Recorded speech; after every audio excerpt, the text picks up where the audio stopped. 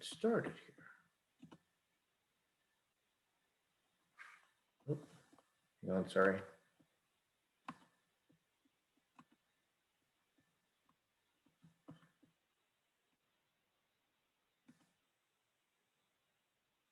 All right. The plan for tonight is to talk about the worst of times and the best of times. I figured we would do it in that order so we could leave on a happy note after talking to you about many of the horrible things that could go wrong with your bees right from the start. I'd like to talk a little bit about managing Varroa mites, and then a little bit about harvesting honey and kind of getting ready for that process towards the end of June and into July. So the lady of the hour is the Varroa destructor. This ugly little thing is something that probably takes up 90% of discussions at every bee meeting and sessions and bee journal and books on bees. And if you keep bees and talk to people about it, this is going to be a frequent topic and source of consternation. So the Varroa destructor, built right into the name, is her reason to live, to destroy your bees. This is public enemy number one for honeybees. Of all the badness that goes on in the world with pesticides and commercial agriculture and things that can hurt your bees, this is going to be your biggest problem. If you have bees, you have mites. And your success as a beekeeper is going to depend in part on how well you contain the mite population. Now, just a word about the mites. These little creatures, little to us, really big to a bee, live on the underside of bees and suck the fat body of the animal. Why that's important to you is that they're underneath the bee, and unless you have X-ray vision, you can't see them. So I went to a meeting once and somebody was talking about having this really widescreen monitor, and they took a still shot of their hive and they blew it up really big and looked at every bee in there, and they didn't see any mites. So there mustn't have been a problem. The mites live on the underside of bees. So that picture is not going to tell you much. So what I want to do now is show you a little clip just about the life cycle of the Varroa, talk about how it gets in there, why it brings badness into the hive, and then see what we can do to contain it.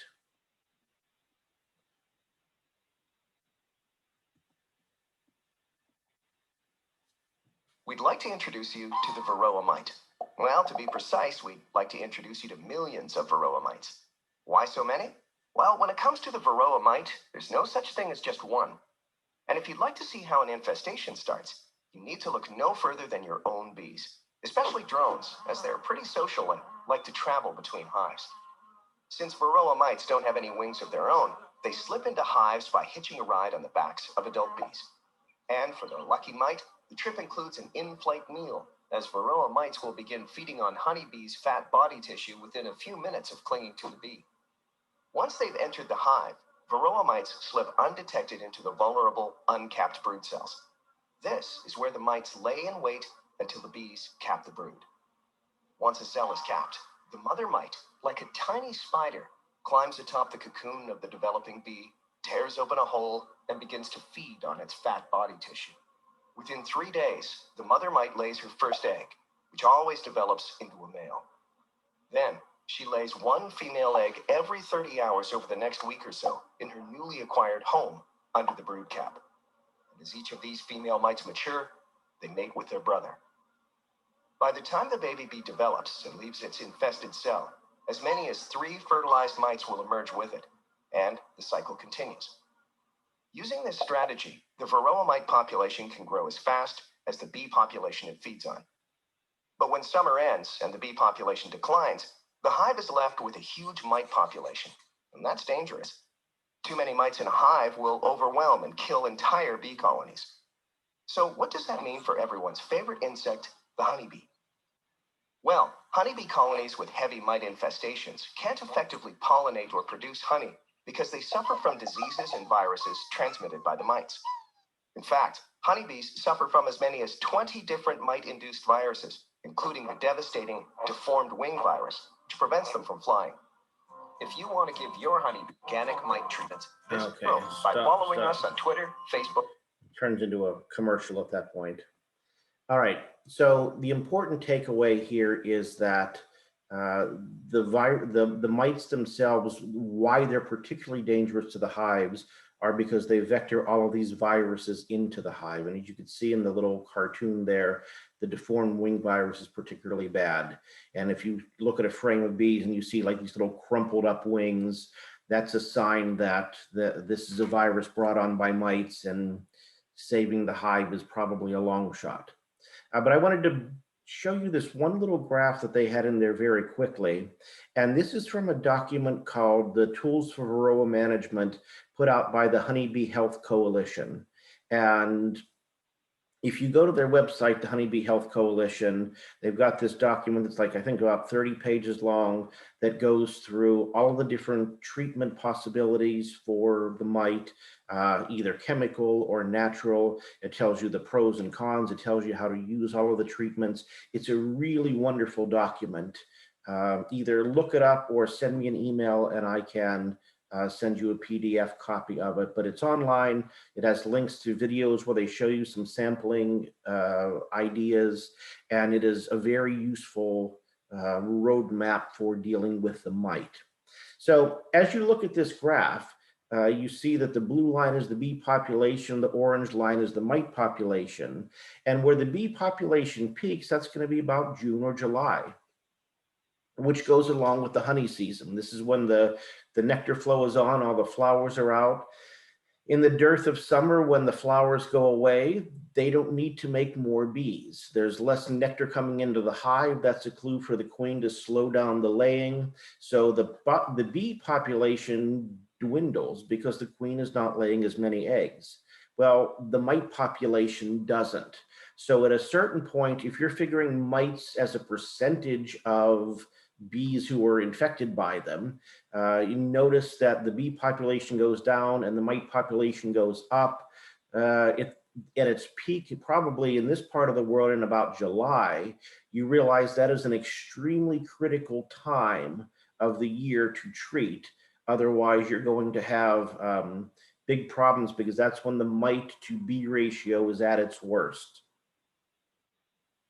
So the problem with managing Varroa mites is there's no silver bullet for killing them. There is no one thing that you can put on that is kind of universally convenient. And I've said it before, and you'll read all the time, that all beekeeping is local. So you kind of have to choose solutions that make sense to your part of the world. So you'll read a lot of the beekeeping books and sources are conceived for northern beekeeping, where the climate is very different.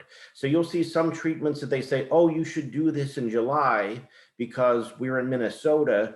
If you try them here when it's 100 degrees in July, you're going to fry your bees with certain acid treatments. So make sure that you're using things in accordance with the label and in accordance with what makes sense in your own part of the world.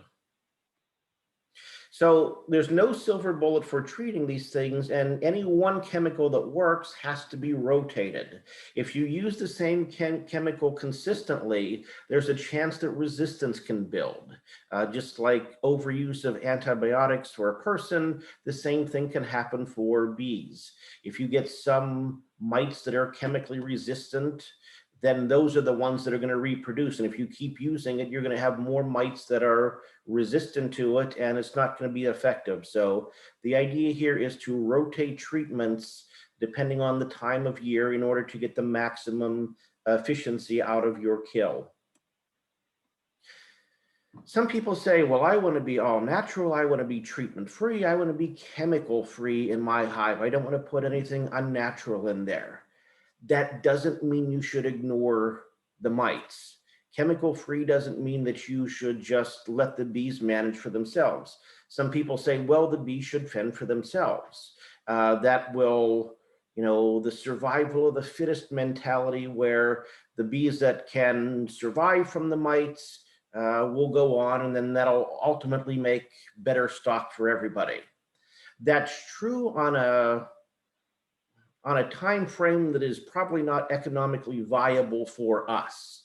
You need more sort of a systematic approach to that on a widespread level, and realize too that honeybees are not native to North America, so they're out of place. Realize that Varroa mites are not native parasites to a non-native bug.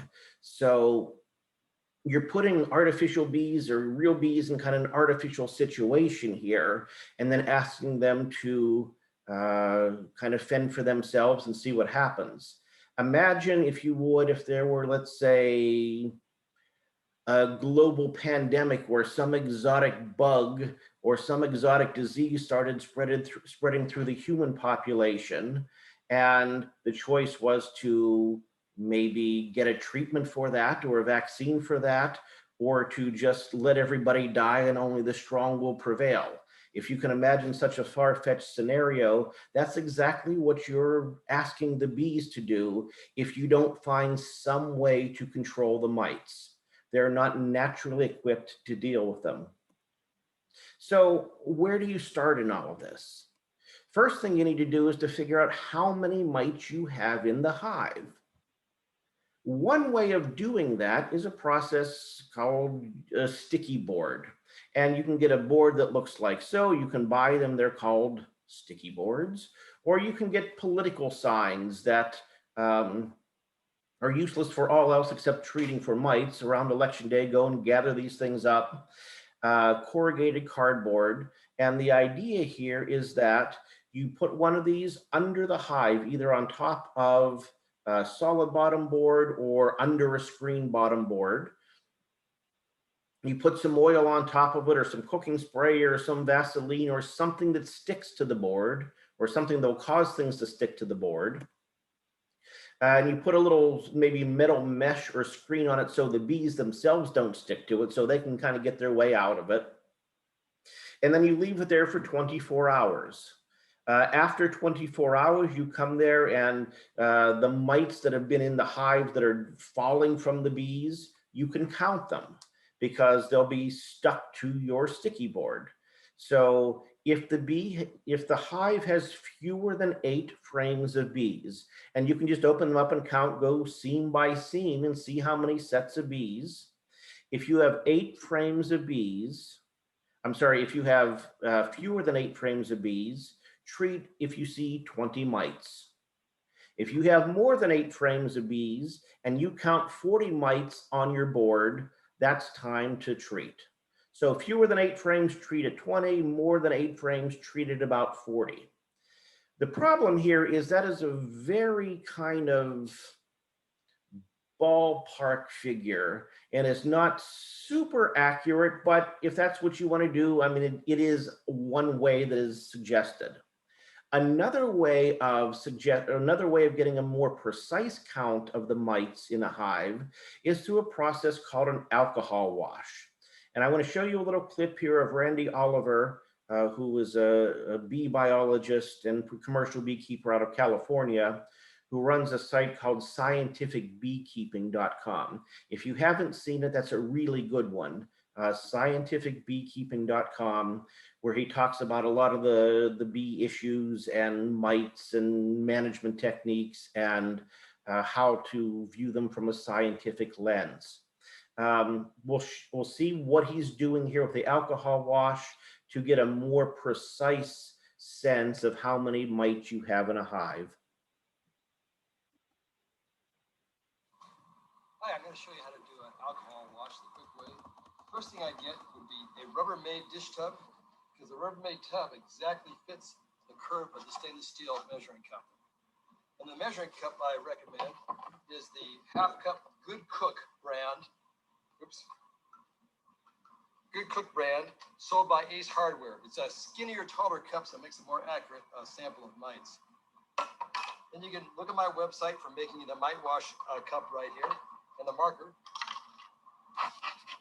Then we're going to open the hive up. And you don't need to go to the brood nest at all. What you need to do is there's very little difference in the mite count between the bees on honey frames and the bees on the brood nest. You have much less chance of killing the queen if you take the sample from a frame next to the brood nest, but not an actual brood frame. So I'm going to look over here to the edge of the brood nest.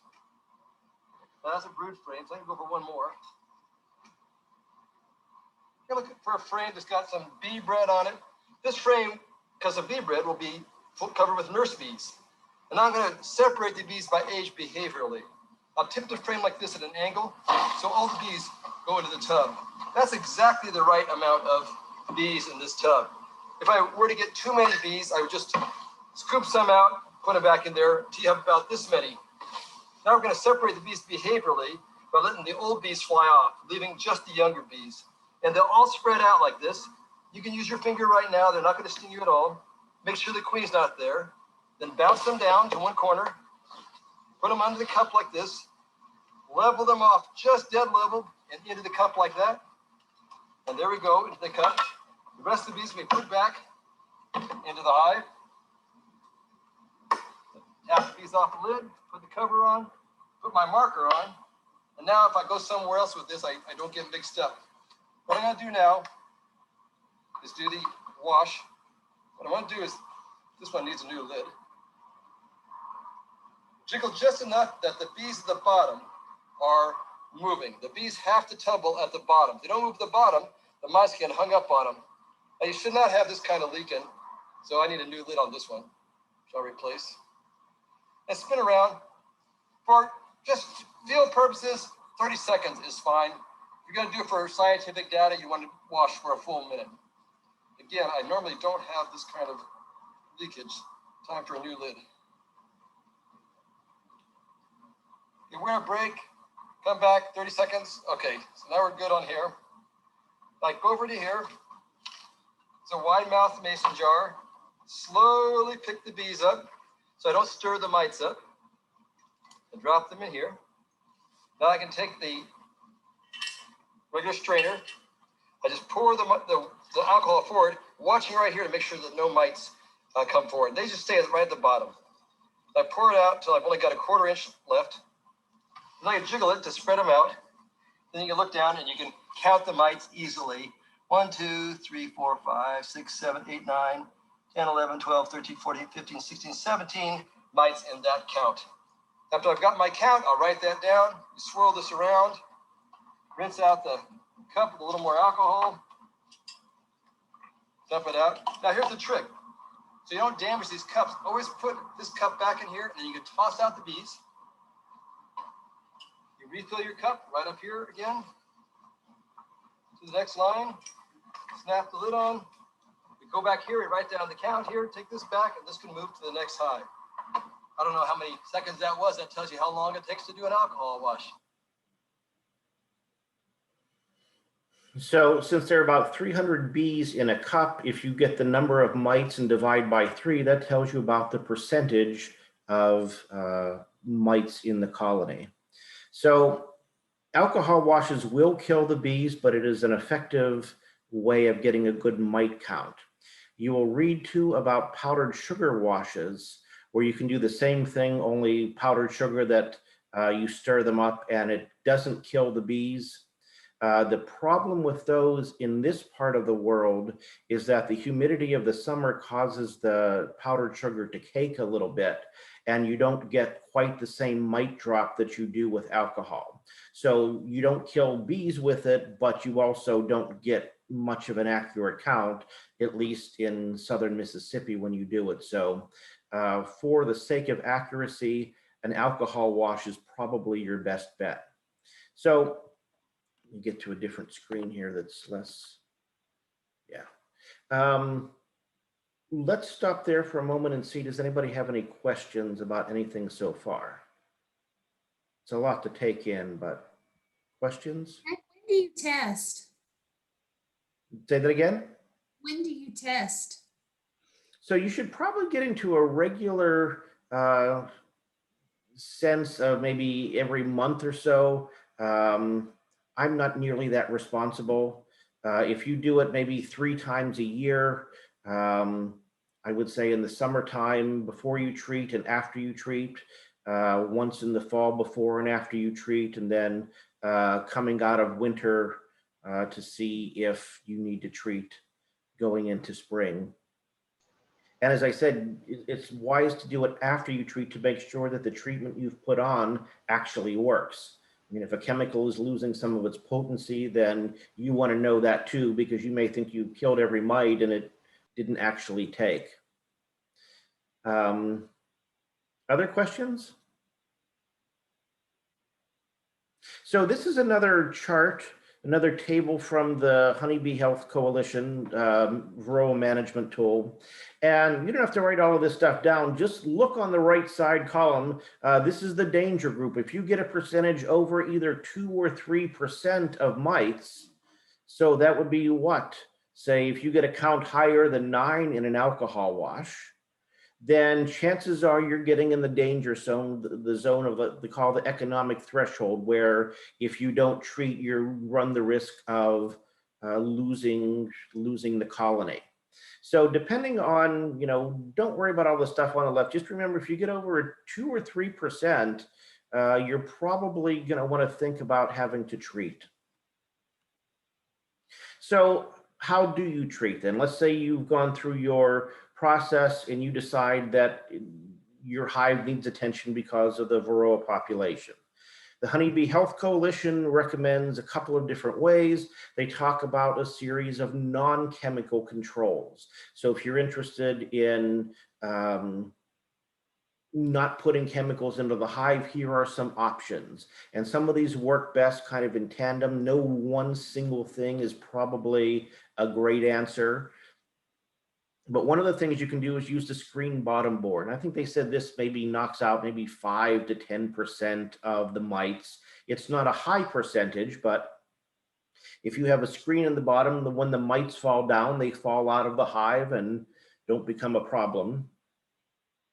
You can cull the comb, and so any comb that is getting junky, or a lot of times if you have a frame that has a lot of drone comb on it, those really big cells, because the comb is kind of misshapen or deformed, they're going to put a lot of drones on that kind of comb, and the mites prefer drone brood.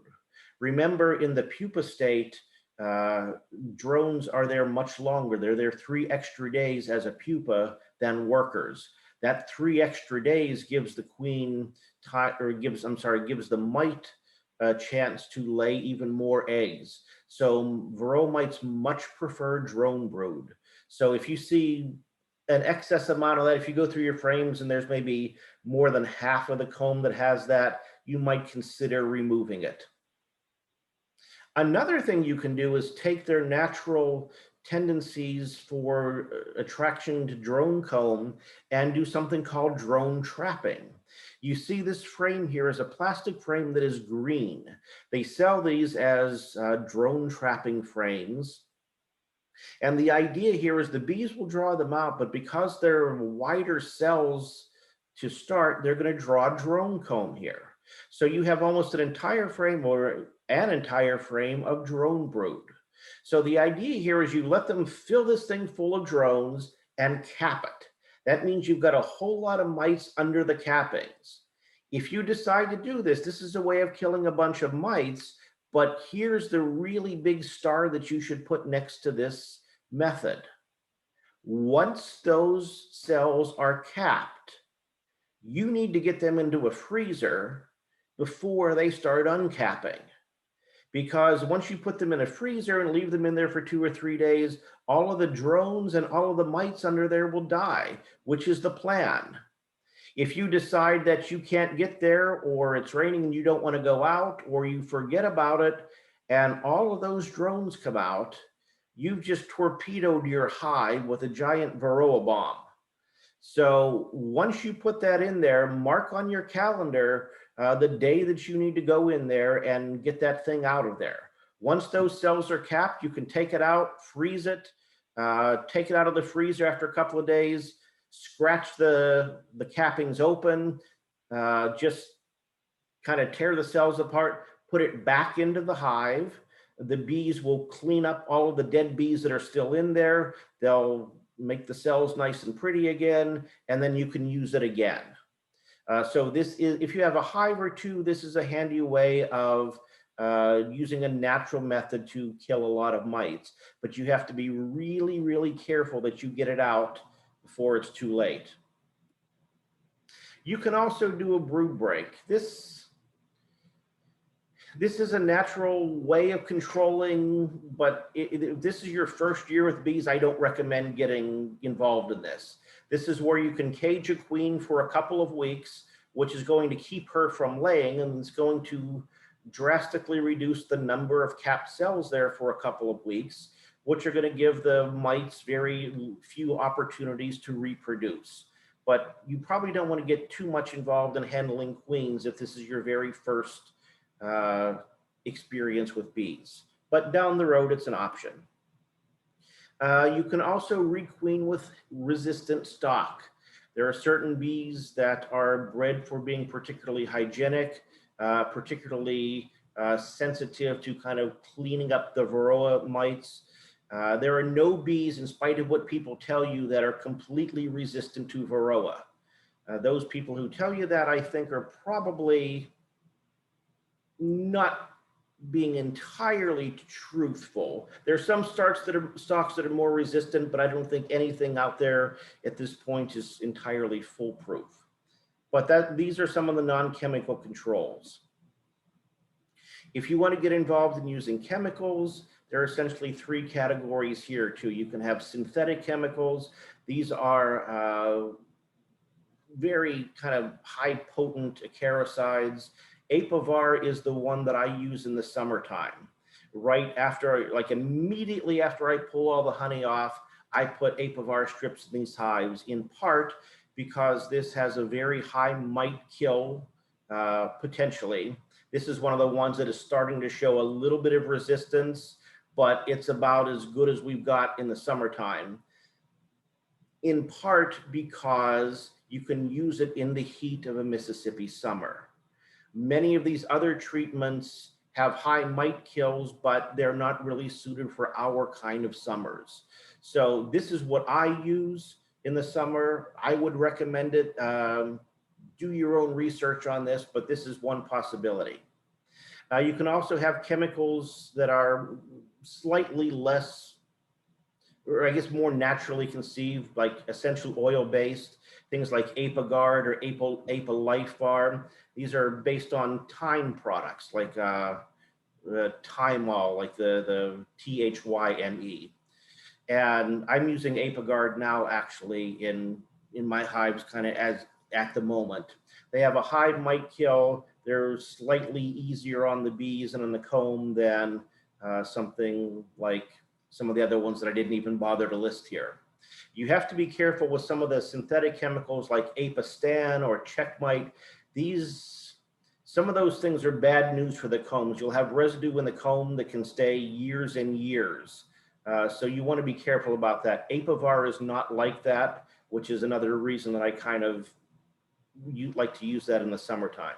So you can use these essential oil-based things like Apiguard, Apilifar. There are certain acids that are useful, like oxalic acid is a great thing to use in the wintertime when they're broodless. The thing about oxalic acid is it does not penetrate the caps. So when you have capped brood and most of the mites at any given time, 2/3 of the mites are living under the cap, this does not go through it. So it's best to use it when there is a broodless period. Mite Away quick strips are a formic acid, and those actually do penetrate the caps.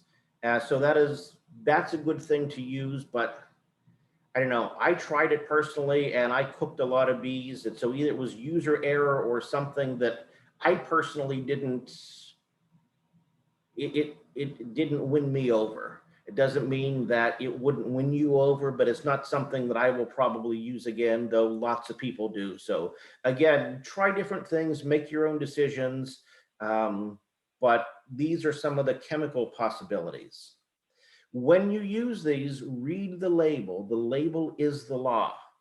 Don't think if one dose of this is good, then 3 times the dose will be 3 times as good. It doesn't work that way. When you're dealing with these chemicals, you run the risk of killing bees, killing queens, damaging your comb. if you don't follow these things according to the plan.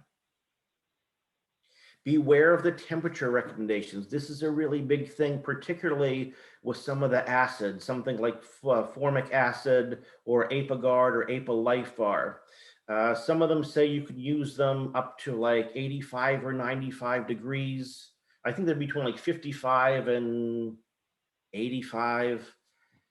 If it gets that hot, if it gets 85, 90 degrees, I would not use these things because they're going to, the heat causes them to release the acid more quickly, and you can do more damage to your bee. So be very careful of the temperature recommendations of these chemical controls when you put them into the hive. Likewise, if it's too cold, it might not be warm enough to actually activate the chemical. So be aware of that sort of thing. And rotate your treatments. Again, this idea that some chemicals can be resistant. So if you can use different chemicals at different times, you're going to have the best luck at kind of maximizing the possibilities for your mite kills. Questions at this point?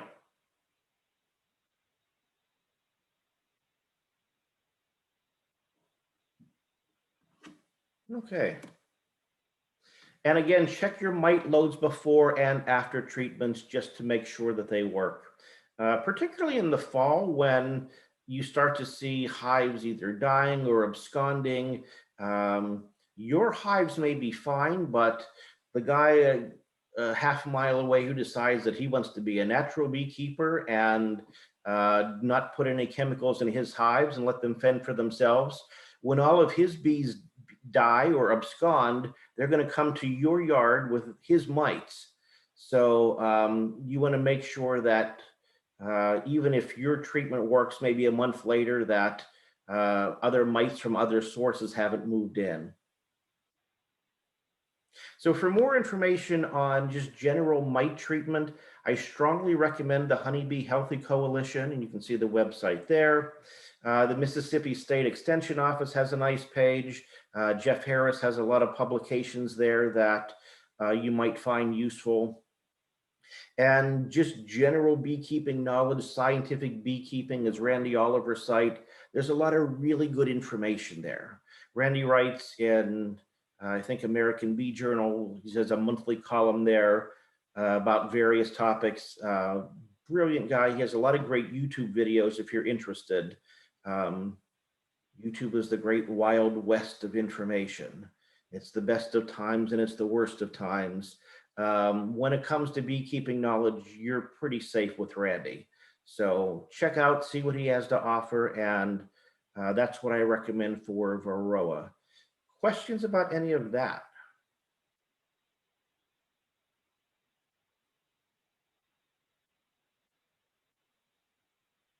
All right, let's go on to happier topics.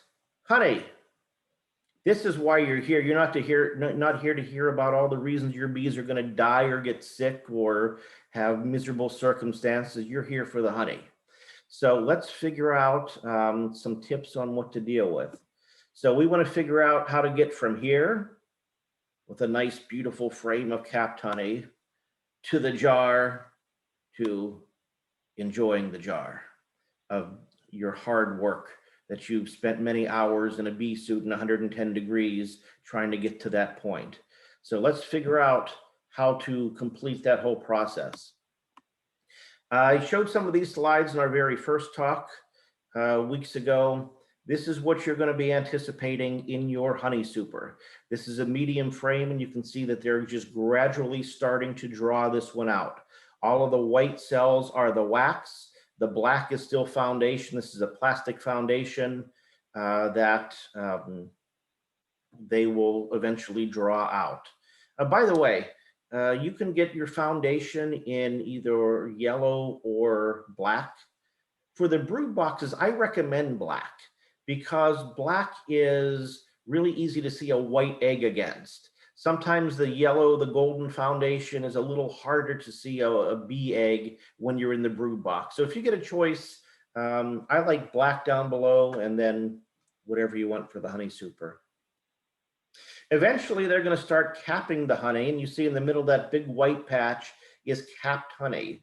the bees will put the nectar in the cell and they'll fan their little wings to dehydrate it because nectar always has too much moisture in it. And when they dehydrate it to the right percentage, usually down here, 17 or 18% moisture, they'll put the little wax seal, which is like putting the little wax cap, little lid on your jar. When the frame starts to look like this and you have more capped than not, when you have about 90% capped, this frame is getting ready to be harvested. I would say maybe a few more days on this one, and they'll have that thing solidly capped from one side to the other. And that's when you know it's about time to get the biscuits on. So when you decide that it's time to harvest, prepare your workspace. Have all of this ready before you bring the honey into the house. Give yourself plenty of time and kind of think this through, because once you start pulling the honey, things go pretty quickly. Extract in a bee-tight location, because when you take the honey from the bees, turns out they want it back and they're going to come to get it. And other bees in the neighborhood are going to think, ooh, I smell a buffet. So you want to have your honey extracted in a place where other bees aren't going to get to it. I would not do it on the back porch that has a screen, because on the other side of that screen, you're going to have about 2 billion bees trying to get in. So extract in a bee-tight location. Expect to bring in a bee or 200. So with that in mind, think very carefully before you decide to do this in your kitchen. Even with your best intentions, you're going to bring a bee or two into the house. They're not going to hurt you, but they make a lot of noise when they're really high on the ceiling and you can't reach them. It's miserable trying to sleep in a house where there's a bee buzzing along, because they make more noise than you think, even individually. When you have your extraction area in your garage or your honey house or wherever you plan to do this, I like to put layers of cardboard on the floor, because this is a sticky and messy enterprise. And if you have cardboard on the floor, you can just clean it up very easily. And it doesn't take more than about 4 drops of honey on the floor to look like the Exxon Valdez was in the house. It spreads massively in ways that you can't imagine until you live it. So putting cardboard down will help keep the place clean. Bring in the supers when you're ready to extract. Once you have everything set up and you're ready to go, don't let them sit around for days. The reason, in part, one, honey is hygroscopic. In other words, it attracts water, it attracts moisture. So while it's just sitting there, there's going to be more and more water attracted to this. And the higher the percentage of water you have in your honey, the more likely it is to ferment, which is going to be pretty bad news if you're not going to either eat or sell this pretty quickly.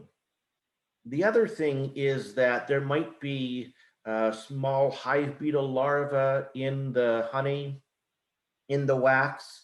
And if you don't extract it and you just let it sit there for a week and think it's Monday, but it's going to rain the rest of the week, I'll get to it next Sunday, you might find that when you get there, it has been slimed by hive beetles, and you really don't want to get involved in that.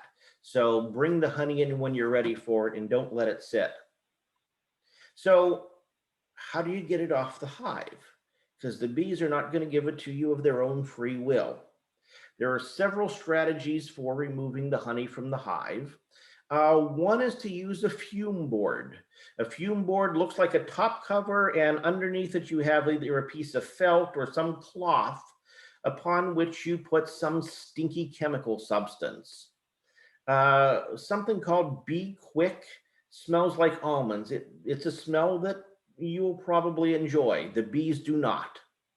If you want something that the bees hate and you will also hate, go for Bee Go. This is like stench of like the 8th circle of some bad place. Bee Go is this really potent chemical. If you spill it on your clothes or your house or your car, buy a new one, because it's not coming out. And you're going to be very sad if your world smells like Bee Go. but it is effective at running these things out. So the idea here is that you put a very little bit of this on the like felt side of this board. And usually these boards are a dark color, so the heat activated. You kind of take your top super off, kind of tilt it a little bit, kind of crooked so the bees can kind of come out of it. And then you put this on the very top of the hive, and the stench will run the bees out of it. They'll kind of try to get to the bottom box to get away from it. I find it is often helpful to put an completely empty box under the honey super so that they can get out pretty quickly, so they have a quick escape route. And you let it sit there for 10 or 15 minutes, and this should run most of the bees out of there. And then if you only have a couple of hives, you can just brush off the remaining bees and then take it onto your next stop. Another possibility, you can use escape boards, which I think work better in probably cooler places, but this is a possibility. And the principle here is you put this board on the hive between the brood box and the honey supers, and the bees can work their way down through that little triangle and out, but they typically can't find their way back in. So if you put this on a day or two before you're ready to extract, all the bees will work themselves out of the honey super, and theoretically it should be empty when you go back. Now, caveat with this one. If you use an escape board, make sure you don't have any holes in the honey super. Make sure you don't have any places for robber bees from other hives to get in, because they might decide, look, here's some unguarded honey in this box. We can go and rob it, and all the bees from our hive can't get up there because this escape board's on. So if you don't have that sealed tightly, you run the risk of coming back to an empty box that has been robbed out by the other bees in the neighborhood. So if you use this, just make sure you've got everything sealed. If you have a lot of hives and want to work quickly, some people use bee blowers. Think like leaf blower for bees. And you can get a leaf blower and pay a little, or get something called a bee blower and pay way too much for essentially the same process. And it's just what you think. You tilt the hive up, you blow all of the bees out, they get dizzy and mad, but it's a quick way of getting the bees out. So I don't recommend it, but if that's what you want to do, have at it. If you just have a couple of hives and a couple of supers and some time, get a bee brush and take frames out one at a time, brush all the bees off, put them in a safe place and take them in that way. So it's slower, but if you only have a couple of hives, it's perfectly fine. And you don't need any sort of fancy equipment, just a brush. Now, when you take these frames off the hive, remember that the bees are going to try to come and recapture them. So if you have an empty super, I recommend putting a bottom on that. When you take your frame off, put it in that super, put a lid on it immediately. Go to your next frame, put it in there, put the lid on it immediately. Don't leave that board uncovered, because you're not going to be fast enough before they find it again. So if you put it in some kind of Tupperware, if you put it in some kind of other box to carry it away, make sure it's sealed. Otherwise, you're going to have a hard time getting the bees out before you take it into the kitchen, because even though I told you not to do it there, you're going to, and you're going to be cursing me for it. So you heard it here first. When you go out in the bee yard to remove the honey, bring extra tops and boxes to cover the honey for that very reason. Just to make sure that you have no ways for the bees have no ways to get into it after you brush them all off. Bring extra frames just in case. Typically, you extract honey from the honey supers and the medium frames above the brood box. Sometimes I'll go into my second brood chamber and see that that is slammed full of honey from one side to the next, and I've got 8 frames of honey that's in there. And if I do that, I'm going to have, like, the queen's going to have problems laying, and it's going to be honey bound. So what I might do sometimes, I'll take a couple of deep frames to harvest, because I know they're going to have plenty of hot honey to get them through the winter. So what I'll do is take a couple of frames out of there. If I can replace that with drawn comb, that gives the queen plenty of room to lay. She's not going to get honey bound, and you've just taken yourself 2 quarts of honey for every frame that you've moved out of it. Don't get greedy and take too much. Better they have it than you the first year, because you want to keep them alive. But if there's way too much, don't be shy to rob a little bit out of the top brood chamber. While you're out there, bring lots of water for drinking, because it's going to be really hot, and for cleaning. I always carry a little gallon jug of water that I use for my hive tool, for my hands, for my gloves, because it's just a sticky enterprise. And you don't want to, be in the car with honey all over yourself and propolis and, touching your phone and touching your steering wheel. It's just not a good idea. So water to keep yourself preserved and to clean things up while you're out there. Now that you've got the honey back home, you've got to get the wax cap off. Here's my friend with a hot knife. And this is an electric knife that gets warm. She slides it down the frames of the honey. It melts the wax capping off. And then you have all that beautiful exposed honey. You can use a hot knife that costs about $100 or so. You can use a bread knife. You can use something, just some other knife that kind of shaves that part off. You don't need a hot knife. Hot knives are convenient. It's just up to you what you decide to use. A bread knife works just as well to get that off. I did that for a while, and after 1 year, after about doing 100 supers, and I could barely lift my hand up to my nose because my arm was in pain, at 2 o'clock in the morning, I thought, this is not sustainable. So I got a slightly larger piece of equipment, this steam uncapper, that is much more efficient for larger numbers. If you're just getting started, you don't need this, but if you think that you're going to have a bunch of hives at some point, this might be something, and I'll show you how this works. I think I finally got my uncapper adjusted. Took a little bit of tweaking, but does a pretty nice job taking the wax capping off frames that are fully drawn.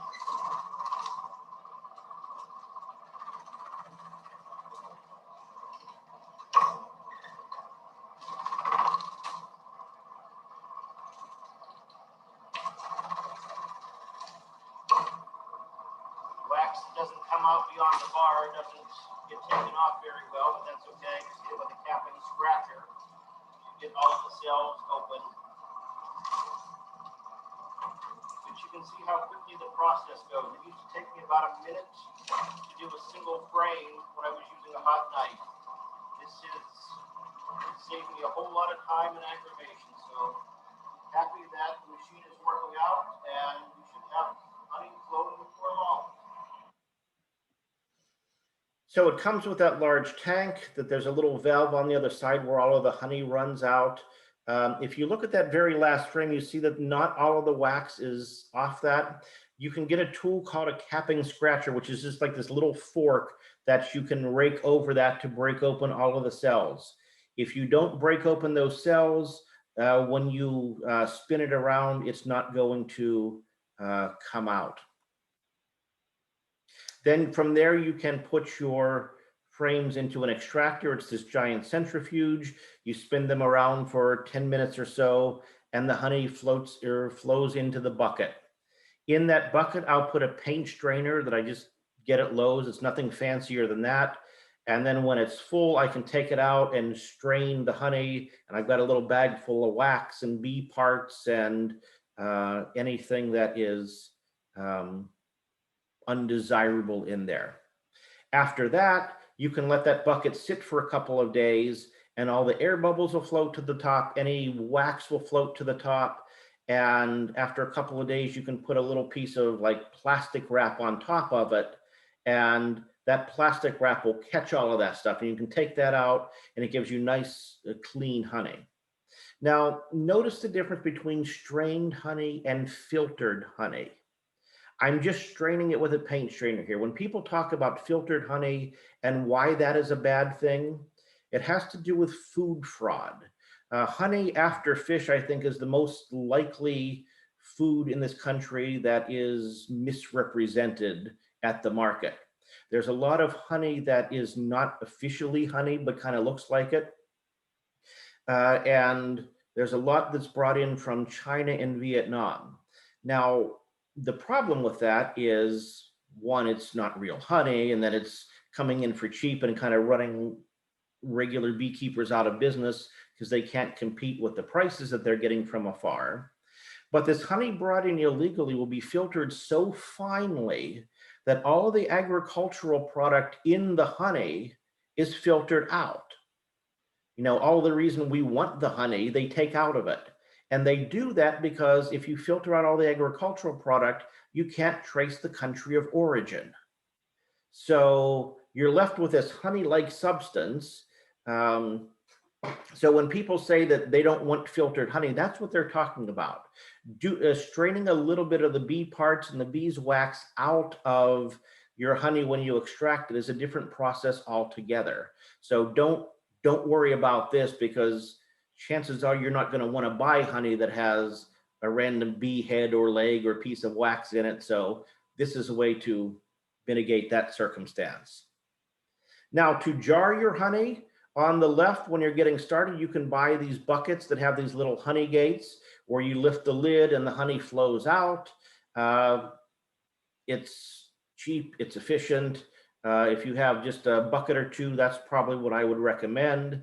If you decide that down the road you're going to have way too much for that, one of my favorite purchases has been a bottling tank. This is a water jacketed tank, so if I have honey that is crystallized, you can warm it very lightly to remove the crystals, and it's just like you pull the handle down, the honey comes out in a nice stream. It makes jarring honey very, very clean and easy. So as you build up, that might be something you want to work towards, but the bucket on the left with the little honey gate is very efficient for jarring your honey. And then the final thing I'll say is label laws. If you decide that you want to sell your honey in stores, every jar of honey sold in Mississippi has to have the following information in English. It has to say what's in the jar, honey. It has to tell you, you have to tell them how much is in there, the name and the address of the producer so they can find you. A recent update says that you have to have a little sticker that says, do not feed to infants under 1 year of age. And at this point, nutritional labels are not required, but you can put them on if you like. But if this is useful for you if you want to sell in stores, if not, don't worry about it. And that's all I've got.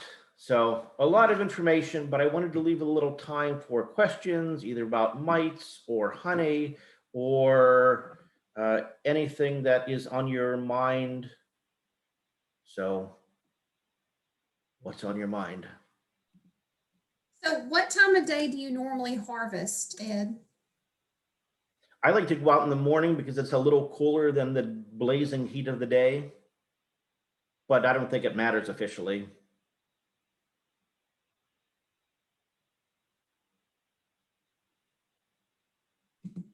Okay, so I have another question. I might as well just go ahead and ask. I didn't want to presume. So that's obviously the way you were just describing the honey harvesting and everything. That's just the honey itself, obviously, in the jar. But what about the comb? Like, go ahead. Oh, go ahead. What to do with the comb? Right. Well, I mean, because I've seen it sold that way. I've seen where like you have like a jar of honey, but then you have the comb sitting inside the jar of honey. Like, what is the benefit to that versus just the jar of pure honey? It's a separate process for producing comb honey, and it's one that I've never actually played around with, but you need, you can get separate frames with wax foundation, not plastic foundation, and then they draw the whole frame out, and then you, I think you Greg, do you freeze it before you cut it? Just so it cuts. Generally, I do not. I cut it. put it in the jar. Then I usually freeze it for a day or two just to kill any mites or hive beetle larvae that happen to be in it. One method that I use that's pretty efficient, I will just take your plastic frame and I will just cut a square out of it. And the bees will fill that in with just comb honey. Then I just cut that little square out, cut it up in the amount that will fit into a pint jar, put it in there and pour honey in with it. And that's the way to do it. And there's several methods. Of course, last year I tried the Ross round. It's a special kind of frame that you get that's got little plastic, round little plastic inserts in it. They put it in there. The bees are supposed to fill that up with honey and wax. Mine didn't. They just ignored it. But the easiest way is the cut comb. And you can also, when you take your wooden frame, just put a little starter strip right across the top. The bees will build it down, and then you can just cut sections out. And that is very popular. I sell mine in several stores, and I always get requests for the cut comb honey. But I've not been able to produce enough because it's taxing on the bees because they have to produce the wax and then the honey. And when you take their wax away, they got to replenish that. So I get a lot of requests for it, but this year I probably didn't make 24 jars of it because the bees just didn't cooperate because they've got no financial interest in this. So they just do it the easiest way. So, but anyway, that's my input on that. The other thing too with the comb that is really important is that comb is going to be worth its weight in gold to you. So you want to treat that very delicately. And as we talked last time about storing it, once you harvest your honey from it, one thing that you can do is take that box and put it back on the beehive for a day or two and let the bees lick it clean, and all the sticky gooiness they will repurpose and restore in other cells, and that cleans it up a little bit for you. So you want to take care of that. Now, another thing I could have mentioned in terms of honey harvesting, if you don't have an extractor, if you don't want to get involved in that, one way that you can do it is another method called crush and strain, where you just scrape all of the honeycomb off and you just kind of mess it up and kind of let it drip down. You'll get the honey out of it that way, but you lose a lot of resources in the comb if that's what you want to do. But it is another way of not having to get some of that equipment. The other thing with equipment too, don't buy too much too soon until you decide that beekeeping is for you. There are no shortages of ways to spend money in this hobby.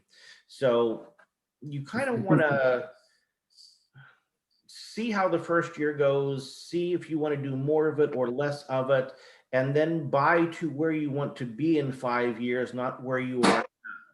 So if you decide that a little 2-frame extractor is great, and that'll serve your purposes this year, in 5 years, if you have 20 hives, you're going to be regretting that decision.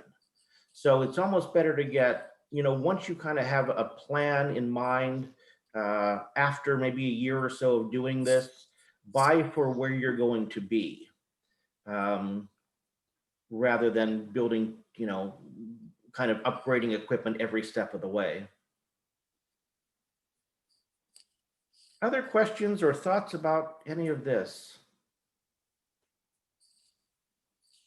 Greg, Jim, what am I forgetting? Winston, help us out here.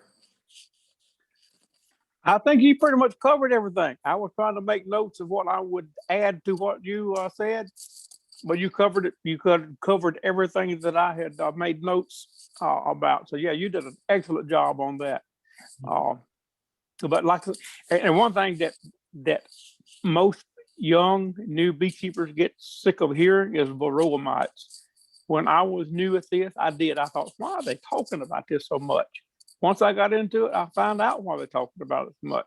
It will kill your hive if you do not address it. The first few years I said, I'll just let it be. It'll be fine. I'll be a natural beekeeper. And all of them died. So yeah, it's extremely important. You might get tired of hearing about it, but it is one of the most important things in beekeeping is controlling the mites.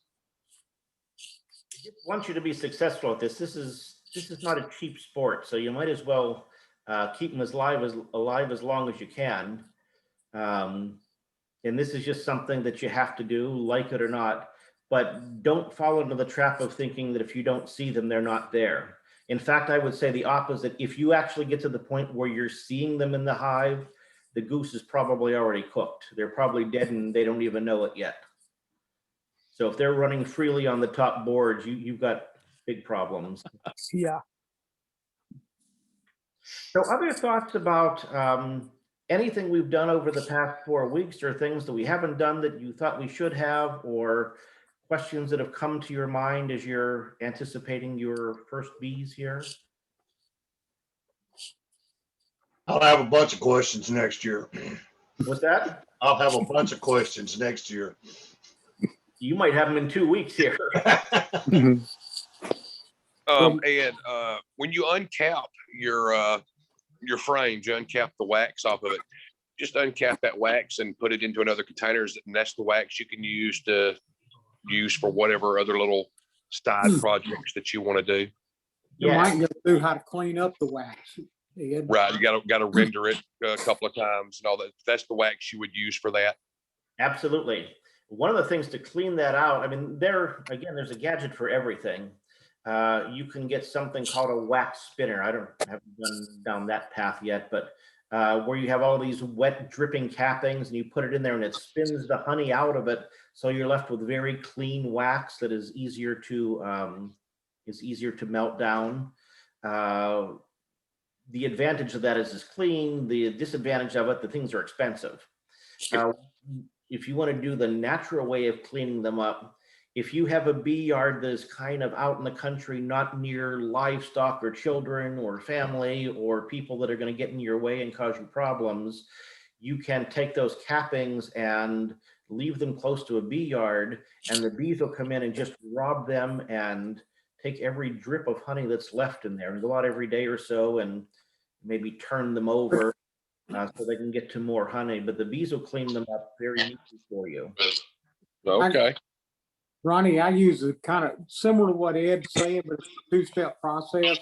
I put all that wax capping into one of those paint filters, 5-gallon bucket paint filters, and I'll Right. suspend it over a 5-gallon bucket with a lid on it in the house. And that will drip out, and you'd be surprised. You can get, out of a box, you can get a couple of quarts of honey.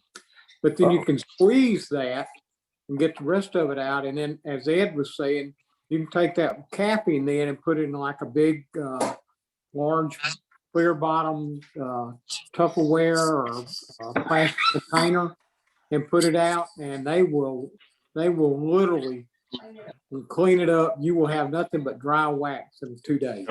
Okay. So then I guess what you've done with all that's when you'll bring it in and melt it and strain it. You do it twice and all that to render it and make it clean wax. Yeah, actually what you do is find something that your wife won't fuss at you for using. Because once you use it once for wax, it's going to be wax from then on. Right. So Well, she understands that because that's what her thing. She's wanting to do the lip balm and stuff and candles. garage sales are your friend for finding stuff to melt wax in. Gotcha. Find you a cheap pot or two, or Greg, I think you used an old crock pot, but you put a little water and that wax cap it in there and it melts down, and when it cools and solidifies, your clean wax is on the top or cleaner. You may have to do it 2 or 3 times. Right. And all the nasty, dirty stuff falls out with the water, and you just pour that off. Okay. Dealing But with yeah, I was wondering if that's the wax you would use as the wax when you're uncapping. Yeah. And it's amazing how ugly that wax looks when you get a big mess of it. You think, I would never put this on my lips. But as soon as you melt it down, it is just the cleanest, most beautiful smelling wax. All of that junk, the slum gum that comes out of it, you just kind of toss that, and what's left is really something beautiful. But sometimes you have to melt wax 2 or 3 times, and you'll see like the junk that floats up, and you've got to scrape that off and then restrain it. And dealing with wax is a hassle, but it can be done. Gotcha. And there are various strategies for getting it melted. Thank you, gentlemen. Ronnie, when we boil it off or heat it up and melt it down, we pour that whole liquid. You can buy these little plastic shoe boxes at the dollar store for $1, and they're very flexible and pliable. So you just pour your contents into there, set it on the side, 2 or 3 hours. The wax is solidified on top. You can twist it, pop the wax bar out, and pour the liquid off. You're done. Good deal. If you want to do lip balm too, muffin tins that you can get at the dollar store are great because you can have a little block that is not, you don't have to cut up too much. And, they're just, hockey puck size or a little smaller. And those are great size for making lip balm and, some of your little projects. Okay. Thank you. What else? The thing with beekeeping is there will be probably 12 questions before you get your nuke in a box. So don't be shy about asking. If you have any questions along the way, call me or Jim or Greg or somebody who knows something and just ask. We don't know, we'll get you to somebody who can. And things. this is not a solitary sport. We're all in this together, and if we can help each other out, then let's take advantage of that. Yeah. What else? Preserving your. So we have arrived. What you show in there? Was that? Oh, I was going to see if it would show up. Allison had a picture of where we're rendering the wax and reusing those filters. We hang those filters up, and the bees clean them perfectly. Yeah, I had saw where like when you pour it through your like your cheesecloth. Yeah. I heard don't throw it away because wax is very flammable. It makes good fire starters for your fireplace. Oh, that's Absolutely.